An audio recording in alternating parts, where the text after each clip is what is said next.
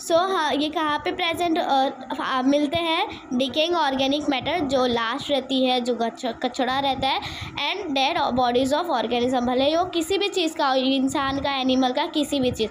Eukaryotic organism some are unicellular and some can be seen from naked eyes. तो कुछ होता है unicellular, जो यूनिसेलुलर होता है वो किंगडम प्रोटिस्टा में आता है, और जो मल्टी सेलुलर होता है और जो आँख से देख सकते हैं वो किंगडम किस में आता है? फंगाई में आता है। तो जो फंगाई दिख सकता है उसका एग्जांपल मैं आपको दे सकती हूँ। अगर ब्रेड को आप 2-3 दिन तक आप डब्बे में, बॉक्स में बंद करके रखेंगे तो उसमें कुछ कॉटन लाइक स्ट्रक्चर काला सा आ जाता है, तो उसे कुछ फंगाई कहते हैं। सेप्रोट्रॉफिक मतलब वो खुद दूसरे चीज़ के ऊपर डिपेंड रहते हैं, जैसे लाश हो गया, फिर कचड़ा हो गया, ये सब के ऊपर डिपेंड रहते हैं।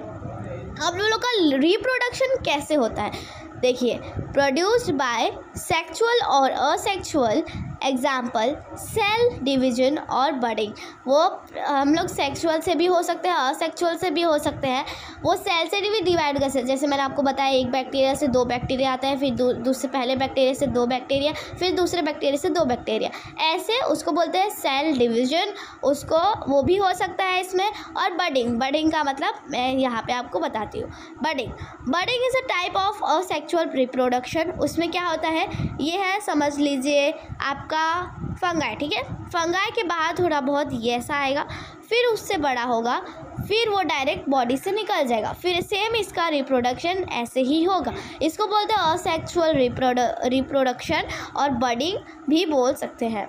Where a new organism grows from the body of the parent, जहाँ पे पेरेंट के बॉडी से दूसरा ऑर्गेनिज्म आता है उसको बोलते हैं बडिंग।